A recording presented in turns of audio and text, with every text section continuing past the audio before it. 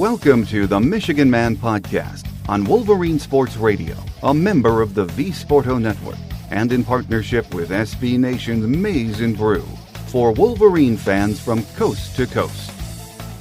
Go Blue and welcome to the show. I'm your host, Mike Fitzpatrick. Michigan Hoops finished big on Sunday by pounding Nebraska in their place 93-57. At this point, heading into Big Ten tournament play this week, it looks like we've made it to the big dance.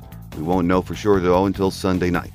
Wolverine.com editor Chris Balas joins me this week to discuss Michigan basketball and much more on our Game Day segment.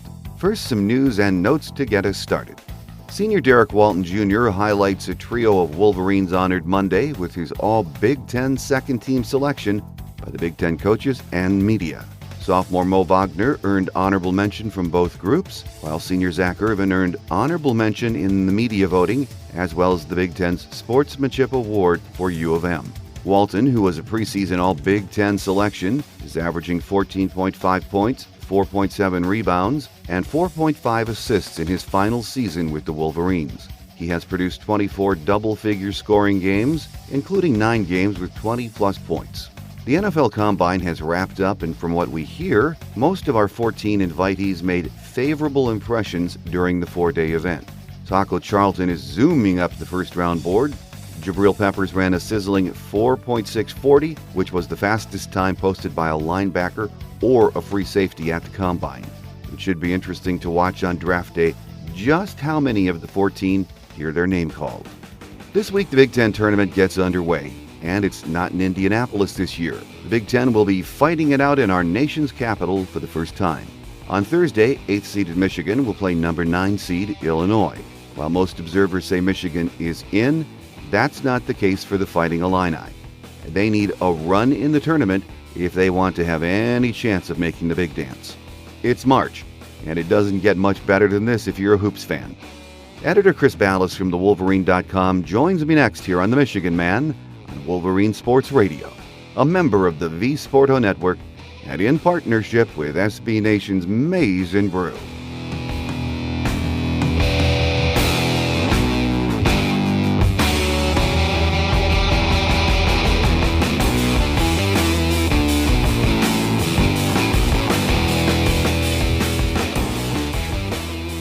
Here with us on our Game Day segment this week to talk Michigan hoops and a lot of other stuff is Wolverine.com editor Chris Balas. Chris, great to have you back with us this week. Mike, always a pleasure. Thanks.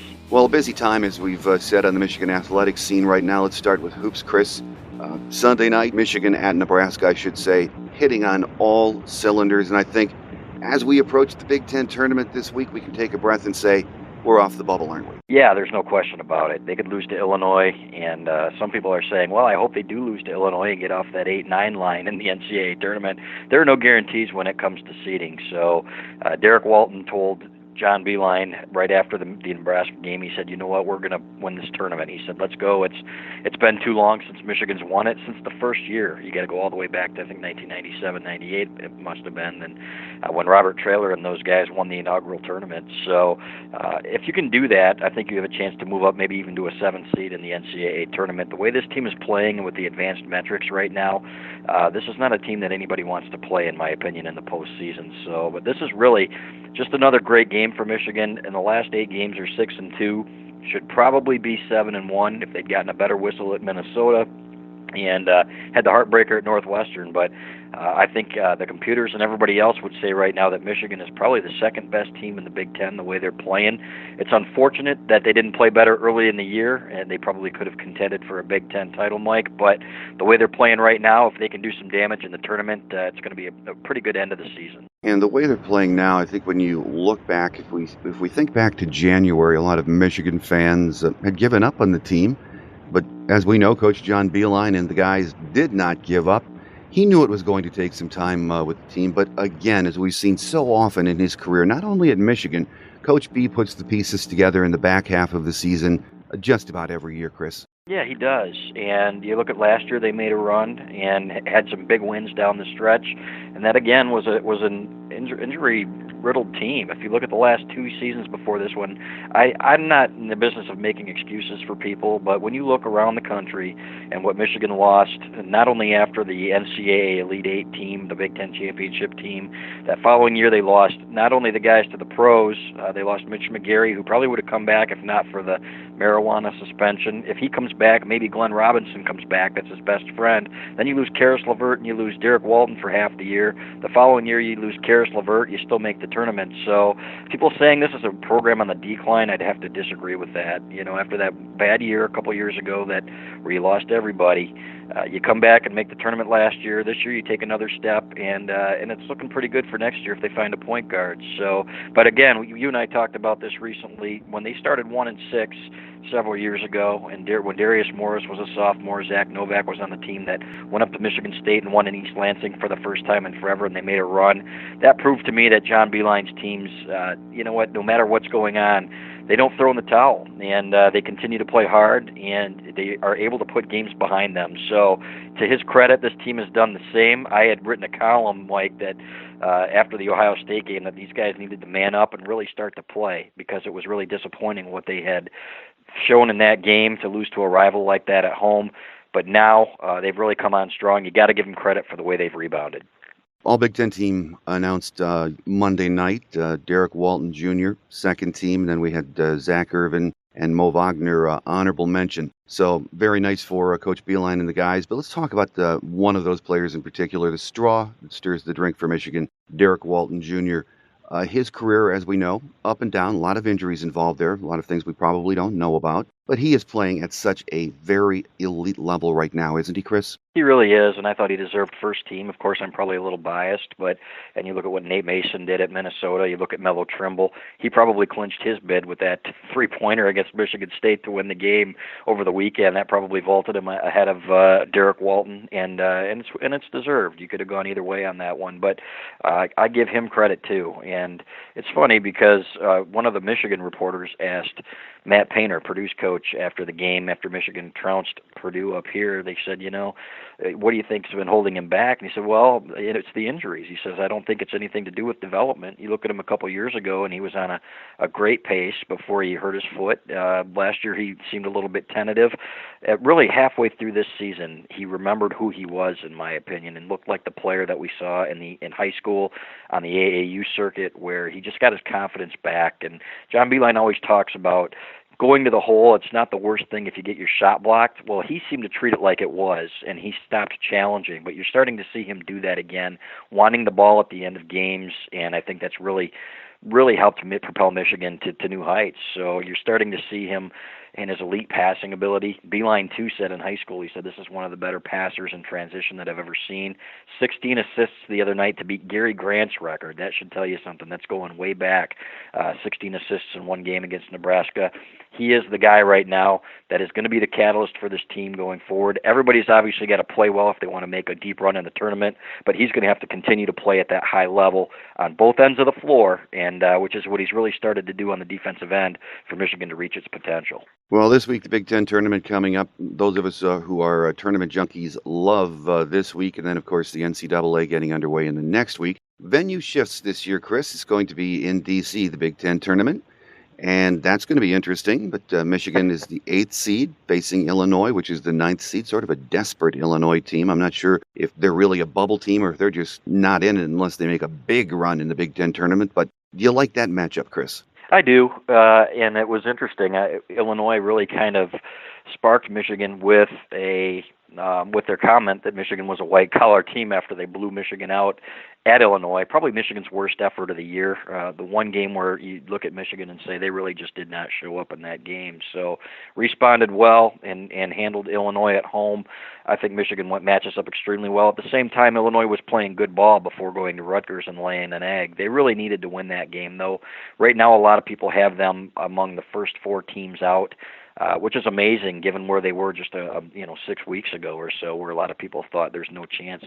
But they put it together, and you got to give John Gross credit. But will we see a desperate team, or will we see a team that realizes that it lost its best chance when it went and played at Rutgers and laid an egg there? It's going to be interesting to see. I think if Michigan gets up early in this game, it'll be interesting to see how Illinois responds.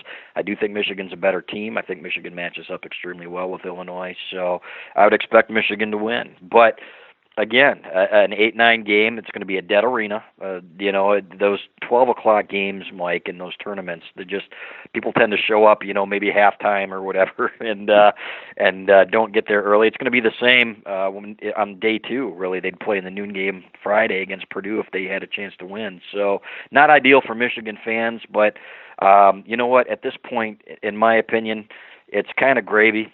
Michigan's in the tournament, and conference tournaments never meant a whole lot, in my opinion. They're just kind of, for teams that are playing to get in, like last year's Michigan team when Cam Chapman hit the 3 at the buzzer to beat Indiana. But we'll see what happens. I think most teams are really more geared toward the NCAA tournament, but certainly you'd like a good showing nonetheless. Well, looking ahead to the NCAA tournament, once we get past the Big Ten tournament this week, it's been just fascinating watching all of these bracketologists and analysts over the last month talk about how many teams are going to be in the tournament. And I was reading yesterday just the variety in where teams are going to be seated and what regions they're going to be in. It just drives you nuts, at least me. But, a couple of weeks ago, most of these bracketologists were saying, the Big Ten's week this year, maybe 5 teams get in, maybe 6. But now Sunday night and Monday, ESPN, BTN are saying it's probably a good chance we're going to see 7 teams. Do you think that's about right, Chris? I do, and you look at the bubble this year; it's so soft, and teams keep playing themselves out. Some teams, there have been a couple that played themselves closer to the bubble. Vanderbilt beating Florida over the weekend. So, but it's just such a soft bubble this year that if you look at it, just the fact that Illinois in the discussion at 8 and 10 in the Big Ten. Remember last year when Michigan, when some of these teams that were 10 and 8 were thinking, oh my gosh, are we going to get in the tournament? Now you've got an 8 and 10 team that is among the last 4 out, according to Joe Lunardi of ESPN. So I think that's the reason why. And one of the reasons that Michigan's so safe is the computer loves them. If you look at the advanced metrics and the teams they've blown out, you and I've talked about this too. I think Michigan's handed 7 teams this year their worst loss of the year, and those are some good teams. SMU, for example, is a top 15 team now. They've got 4 losses all year, I believe. Michigan beat them by 22. Crushed Michigan State, obviously, by 29. So beat Purdue by 12 in a game that probably shouldn't have been that close. They kind of let up on the gas a little bit too soon there. So, and they've got more top 100 wins, top 50 wins. Last year, I think it was 4, which is why they were in the play-in game. So that's one of the reasons that Michigan's so safe. But the Big Ten is not loaded. It's not top-heavy. But as Rutgers proved, anybody can beat anybody in this conference. Rutgers almost beat Northwestern on the road. They had Wisconsin on the ropes and should have beaten them had they made some free throws down the stretch. I've never seen a more competitive Big Ten. So there aren't any bad wins, in my opinion. There can be bad losses still. If you lose to Rutgers, it still counts as a bad loss. But when you win in the Big Ten this year, you've earned it because there are so many teams, so much parity, so many teams that are so close to each other. I think Purdue, I think Michigan would be the 2 teams right now that have the best chance to advance. Really like Purdue's team if they're playing well, if they're making shots, and if Caleb Swanigan is playing the way he has all year. I still think that is the team that's got the best chance to go deepest in the tournament. With us on our Game Day segment this week, talking Michigan and Big Ten hoops, is Wolverine.com editor Chris Balas. Chris, let's switch gears if we could and talk about Michigan women's basketball. Great season, the best we've seen in a long time. But in the Big Ten tournament last week, we fell to Michigan State. But at 22-9, waiting for that NCAA seeding show on Monday, I would think this team is headed to the big dance, wouldn't you? Oh yeah, I think they're safely in as well from everything I've read, and credit Kim Barnes and Rico. Some people said, "Oh, it's taking too long," but it's just like when John Beeline inherited a program there that was stagnant. It was even worse. Michigan basketball, Michigan women's basketball was at the bottom of the barrel, and they were drawing, a few hundred fans for some games. Now this year against Michigan State, I think they almost had a sellout if they didn't. It's unfortunate they couldn't win that game, and that's going to be their next hurdle is to learn how to beat their rivals, because losing to Michigan State twice like that is not what you want to see, especially in front of a big home crowd. But I remember meeting Kim when she first started at Michigan. She showed up at the Bob Ufer banquet, and there was something about her where I'm like, okay, when you talk to somebody sometimes that this person's got what it takes to be successful. I really thought she could really accomplish some things here, and she has. So, and I think she's just getting started. And those programs feed off each other. They share a venue, and when you saw it at Michigan State when Michigan men's basketball helped Michigan State's women's basketball take off, and they kind of feed off each other. And you've got a fan base there that really gets into it, and it builds the brand both ways. So. I think I'm excited to see what she can do. And you said it earlier the last time we talked that this is a young team, too. There are some good young players on that team, so I think the sky's the limit going forward. I think it's going to be exciting to watch, and I'm excited for it. I'm not women's basketball is not my beat, but I'll tell you what, I was tuning in this year on the Big Ten Network watching those games down the stretch, and it was certainly fun to watch. Yeah, good basketball, and I agree with you. I like Coach Barnes and Rico, like where the program is headed. So, and it is great to see the crowds coming out. You're right, the Michigan State game, first sellout for a women's basketball game in Michigan history. But other than that game, some very, very nice crowds. So finally, the women getting the attention they deserve. Yep, you got it. And they got the venue. There's no reason that they can't support those teams. And a lot of young girls that like to go to those games around the area, and that's how you build a program. You get them involved and you get them excited about it. And there were some great memories. You see all the tweets and the kids taking pictures and stuff like that. They've done a great job promoting the program recently, too, in my opinion. So, again, I think that thing's only going to get stronger and stronger. Well, as we've been discussing, a lot going on with basketball, of course, here as the tournaments get underway in March. But even though it is just the first week of March, Carol Hutchins and Michigan have already played 19 games, Chris. They are 12-6-1. That weird a tie to Florida State out last week in California in a tournament where Florida State had to get on the plane and get back to Tallahassee, so it was a 5-5 tie. Another reload year for Michigan softball, Chris. It is. Number 14 in the country. I think they go to, where do they go next? Evansville, Kentucky? Or Lexington, Kentucky, I think. Mm-hmm. Yeah, and they play Evansville. So, but I like this. I like the fact that they get started early, because if you're going to compete in the cold weather climate, you got to go out and play some games and get your bats going early and get your pitching ready, and that's what they do every year. There's a reason that this is probably one of the best programs on campus. And Bo Schembechler used to say that Carol Hutchins was the best coach on campus, and it's hard to argue. What she has accomplished here in a warm weather sport and a cold weather climate is really probably second to none. One of the better coaching jobs in the country at any level in any sport. So it's been fun. Losing the Sierras, you're still going to have to find some people to hit, but they're off to a pretty good start in my opinion. This is not a top 5 team in the country right now, but certainly has the potential to be and to continue to improve if they can find a little bit more pitching. So, in my opinion, this thing is just going to continue to roll as long as she's here. And she's not old, and she certainly doesn't look it. She's kind of like the Red Berenson of her sport. It's like she seems ageless, and you never expect her to retire. So it's been fun to watch, and I credit her. Really, it was always the big three. It was Michigan football, basketball, hockey, and I think a lot of people discovered in 2004 that there are other sports on campus that deserve their attention. When they won that College World Series, I think a lot of people didn't understand the sport, didn't really realize how fun it was to watch. She has made that a reality, and you look at the facilities over there. If you've never been to a Michigan softball game, for those people listening, you're missing out. It's just really a fun event to watch. For those of us who watch it on BTN or get out to the games, Big Ten softball is outstanding right now, Chris. It is, and it's exciting. It's a quick sport. It's not like baseball. A lot of people say, "Oh, softball just like baseball." It really isn't, because it goes so quickly, and it's exciting. Every hit counts, and every at bat counts. So it's just fun to watch, and I know I've been to a lot of games over the years, and that's another sport that I thought, okay, I would never get involved in, but thanks to Coach Hutchins, one more thing to love about the University of Michigan and its sports programs. Well, over on the baseball side of things, Coach Bakich and baseball team enjoyed a 7-1 week out in California during spring break last week, playing those warm weather teams, which is always amazing to me. 8-3 overall, ended the trip with a win over San Diego on Sunday. Last year, very good year for Michigan baseball, and it looks like it's going to be a very competitive year for this team in the Big Ten, Chris. Yeah, the pitching's been really good. Even in the loss to UCLA out there, I think an unearned run, if I'm not mistaken, against a 7-3 UCLA team, and they lost that game 1-0. But beating USC out there, doesn't matter to me who the warm weather climate team is. When you're playing out in California, Bo Schembechler, right, found out how hard it was to win out west when you're coming from Michigan. I give these guys credit.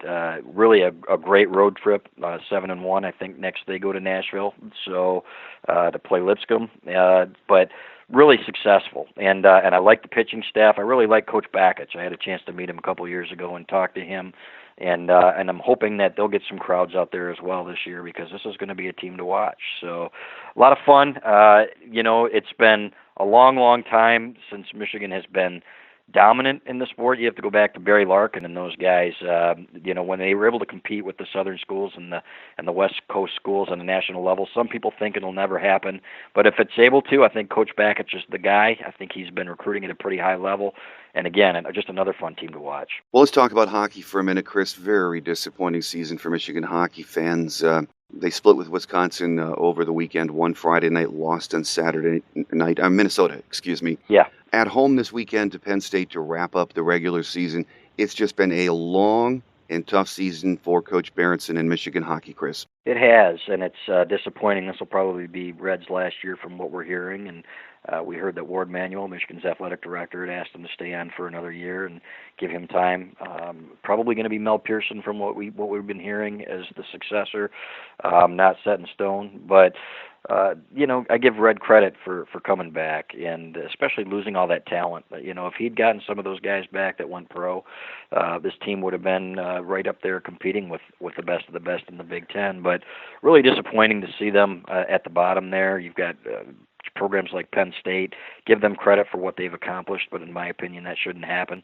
Where Penn State comes up and has a better program than Michigan when they're in the early stages of their program at this level. So I don't think it'll take long for them to rebuild, as long as they get the right guy in here. They've got too many advantages with so much talent around here, USA Hockey and everything else. I think it's only a matter of time, but it's very clear this year that while they play hard, they just don't have the horses. Even in the game that they beat Minnesota, it looked like target practice at times. So when your goalie has to stand on his head to give you a chance to win every night, obviously doesn't bode well. So maybe they could make a run in the tournament. That'd be great. It'd be fun to see them to do that and send Red out the right way. But without question, they've got a rebuild coming up, and it's got to get back to where it was, because Michigan hockey's been so fun to watch over the last 30 years here under Coach Berenson, and too great an environment to not have a great team in that building. No, I agree with you. And this weekend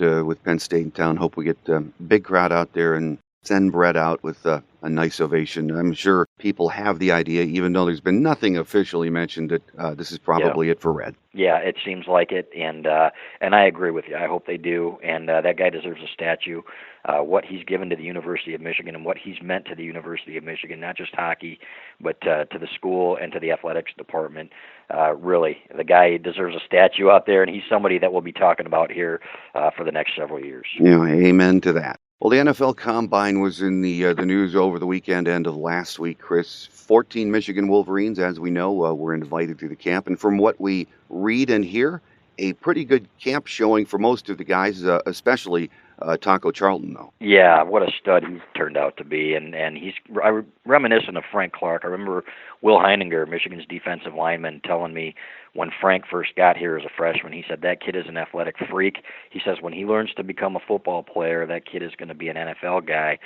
And sure enough, he had 10 sacks this year. You know, he's started to turn that raw talent into football ability, and that's what you saw from Taco Charlton. By the end of the year, he was one of the dominant defensive ends in college football.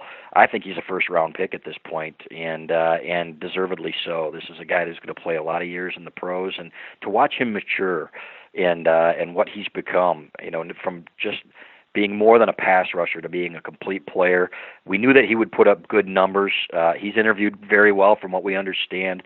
So great to see for him because really has come a long way. So he's not the only one either. Ben Gedeon had a really good camp. I think he put up 225, if I'm not mistaken, 27 times. I'm not sure what it was, but good numbers. He ran well, extremely well as well. I think he was, in some of the splits, he was first among linebackers, inside linebackers. So I think there's a chance he gets drafted too. I think they could challenge for that all-time, I think Ohio State holds the record with 12. I think they could challenge for that. But it's good to see. This was a great class, and you've got to give Brady Hoke, Michigan's former coach, credit for bringing a lot of these guys in. Obviously, you've got to give Jim Harbaugh and his staff credit for developing them, but those guys were well prepared, and I can't think of one guy, with the exception of maybe Channing Stribling in his five presses of 225, who hurt himself. So, and again, Stribling's such a great cover corner that he's going to find his way into an NFL roster as well. So, really nice showing for the Michigan guys. And Jabril Peppers ran a 4.46 at the combine, fastest time for a linebacker or a free safety when it was all said and done. But interesting listening to the analysts and the draft gurus talk about Jabril, seeing him slip maybe to the bottom of the first round or into the second, saying maybe he played too many positions in college. And I haven't really read a good reason as to why he's dropping, but what do you think that is, Chris? I think just because they don't know who he is yet. Is he a safety? He hasn't played enough of it to, he got burned in coverage at times. There's no question about it. And you'd like to see him there more consistently and being able to prove himself in that respect, because I think he is a safety at the next level, and I think most people think he is. Troy Polamalu type is what we hear. So, but I think one of those good teams, you think about him going to a team like the Patriots, and what a steal that would be to get him late, because they would know what to do with him. That's a great coaching staff. If he goes somewhere that has a good coaching staff, they're going to be getting a great football player no matter where they play him. Some guys are just that, and he's a special talent. He was a once-in-a-10-year talent here in Ann Arbor, in my opinion. And but again, he played linebacker out of necessity, and if he'd played safety, we'd have a better idea, and I think he probably would have been a higher draft pick, probably a surefire top 15 guy. But this is a guy that's going to play a long time in the league. He's going to be a 10-year guy. I don't have any question about it, and he's going to do great things. Could be a return man.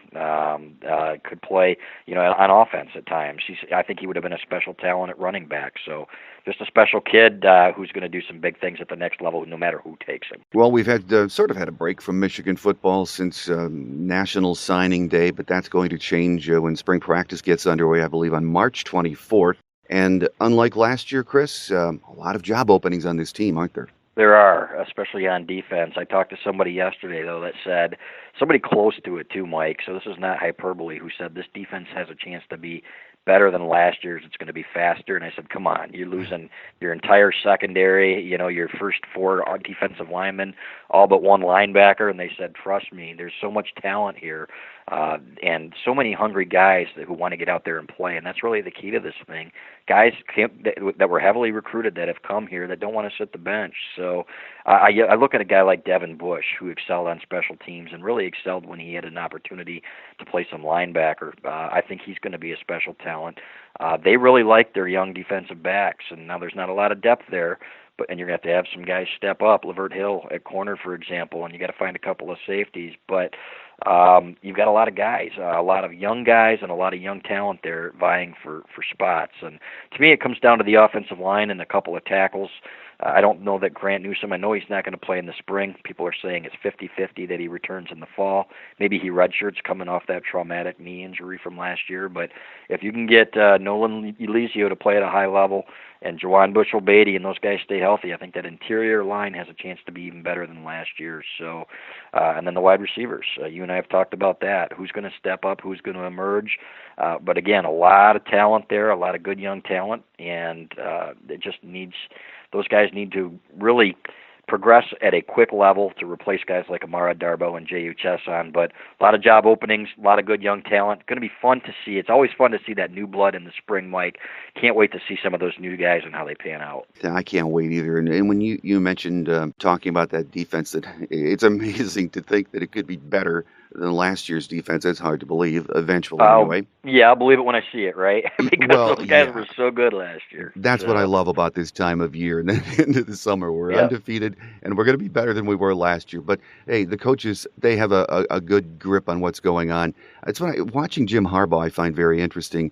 And when I've seen him speak this winter, he's got that smile when he talks about this year's team. I mean, we're all worried, or I'm worried, that we've lost so much talent, but he's got that sort of a grin when talking about this team, almost like, I know something you guys don't. We have a lot of talent. It's unproven talent, but that's what's going to be so very exciting and competitive about this spring, Chris. Yeah, and I'm going to show my age here, but it reminds me of the 1984 Michigan team to 1985 when Bo Schembechler, you couldn't wipe the grin off his face in the spring. Nobody gave that team a chance coming off a 6-6 year, but he understood that he had a lot of talent there, a lot of good, young, hungry talent, and those guys, that senior class was not going to let them fail again. That team came back and finished number 2 in the nation. You see, I think that's a pretty good comparison. You see, like you said, that grin on Jim Harbaugh's face where he understands that he's got a lot of good young talent there. He's got an experienced quarterback coming back, too.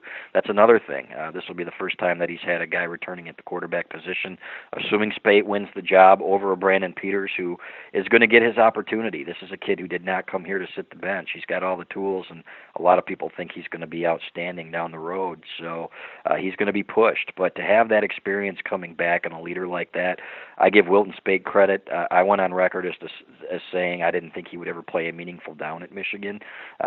Just goes to show you what I know. But give the kid credit for how hard he worked, and really was the guy last year that kept those guys all together, who really earned the respect of those guys in that locker room. So that cannot be overstated either, how much he will mean to this team coming back next year and the leadership that he'll provide. Well, a final thought, Chris. We know the team is making the trip to Rome in April, but I haven't seen anything official yet. Is there going to be a scrimmage or a spring game back here at the Big House? Yep, just last night, as a matter of fact, they released the schedule, the spring schedule. You can find it on the Wolverine.com, and April 15th will be a spring scrimmage before they go for their last 3 practices to Rome. So the Michigan fans will have an opportunity to see this team.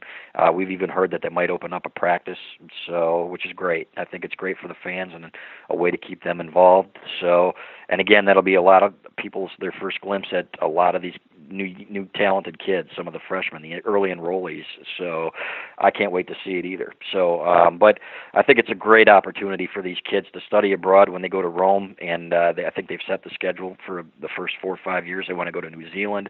They want to go to Japan. I forget what the other ones are, but I think it's just talk about thinking outside the box, Mike. This guy, Jim Harbaugh, you shut down satellite camps. He finds another way to keep Michigan ahead of the competition and doing things that nobody else is doing to keep this program interesting. When you are in the mix there and in the mud and getting dirty with these programs that are willing to do things that you're not when it comes to recruiting, you've got to think outside the box. I think Jim Harbaugh is a genius in that respect and doing a great job. No, I absolutely agree. It makes me laugh because last year at this time we're watching the NCAA gang come in and say, okay, here's what we're going to do to the satellite camps. Yeah. And then Coach Harbaugh comes out with the trip to Rome, and he's talking about Israel. He's talking about those other destinations that you mentioned. And I think this is a great idea for academics, for getting out and seeing the world, part of a college experience for these young men. I think it's incredible. But now I'm just waiting to see, what is the NCAA going to do about this? I don't think they can do anything about it because it's open to all students and all. That's the power of the Michigan network. Michigan's got that ability where they've got these study abroad programs where what are they going to say? Oh, you can't broaden your horizons and study over there? I don't think they have the ability to do that, and that's part of the genius of this. They've really researched it. So, and I think it's great. It's a recruiting pitch, and some kids can say, well, do I really want to go to Rome or whatever?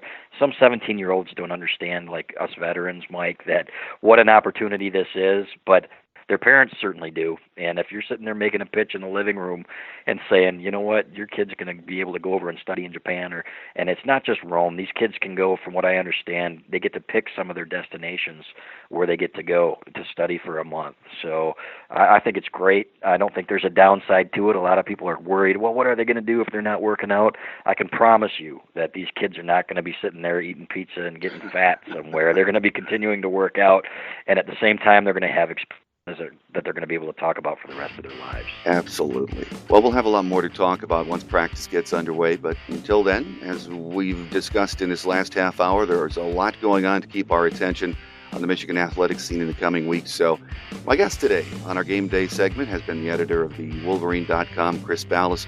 Chris, as always, it's been a pleasure, and we thank you for your time and look forward to the next visit. My pleasure, Mike. Thanks a lot. Quick Hits is next as we wrap it up for another week here on The Michigan Man on Wolverine Sports Radio, a member of the V Sporto Network and in partnership with SB Nation's Maize and Brew.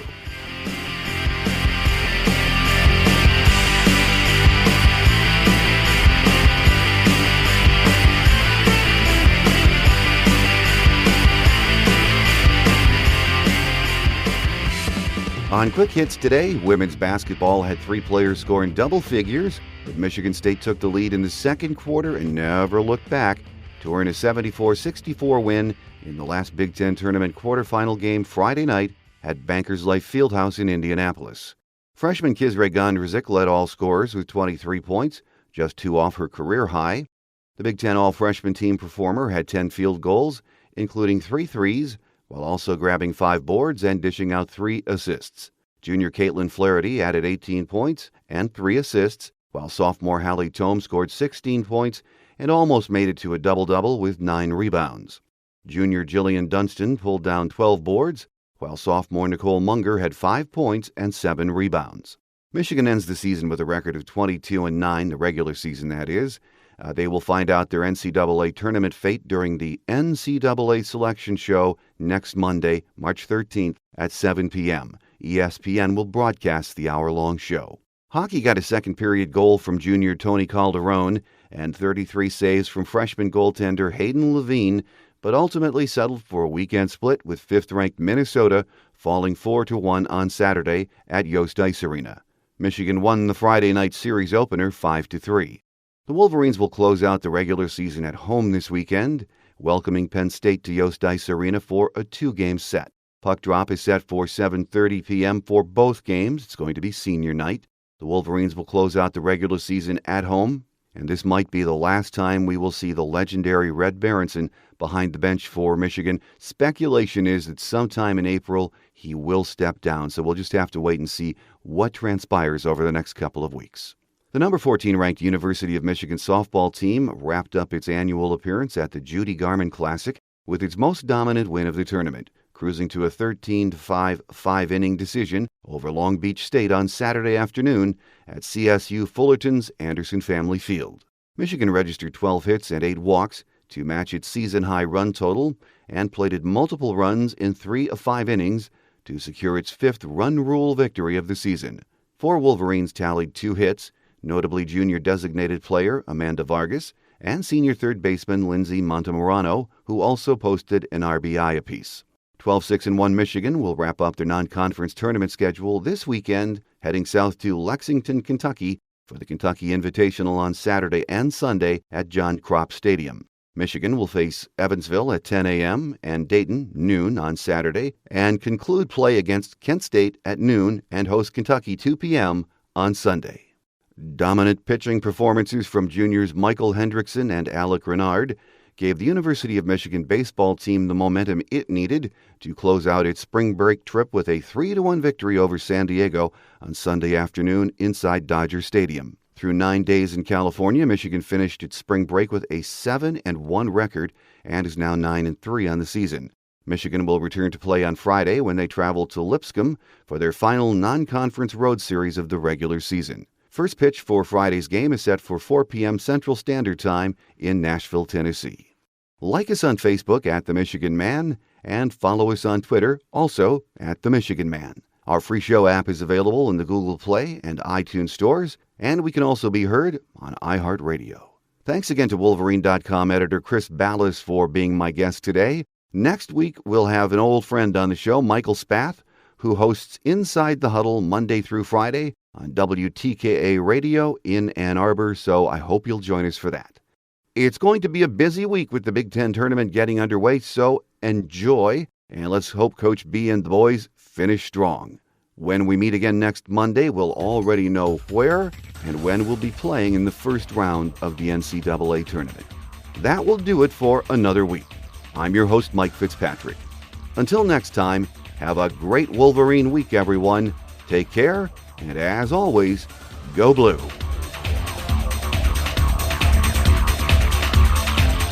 Thanks for joining us today on The Michigan Man, here on Wolverine Sports Radio, a member of the V Sporto Network, and in partnership with SB Nation's Maize and Brew.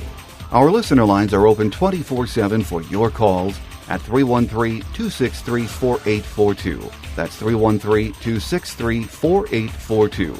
Or email us at themichiganmanpodcast@yahoo.com. That's themichiganmanpodcast@yahoo.com. The Michigan Man Podcast is produced at the studios of Robin Lynn Productions, Allen Park, Michigan, and is not affiliated with the University of Michigan. Go Blue!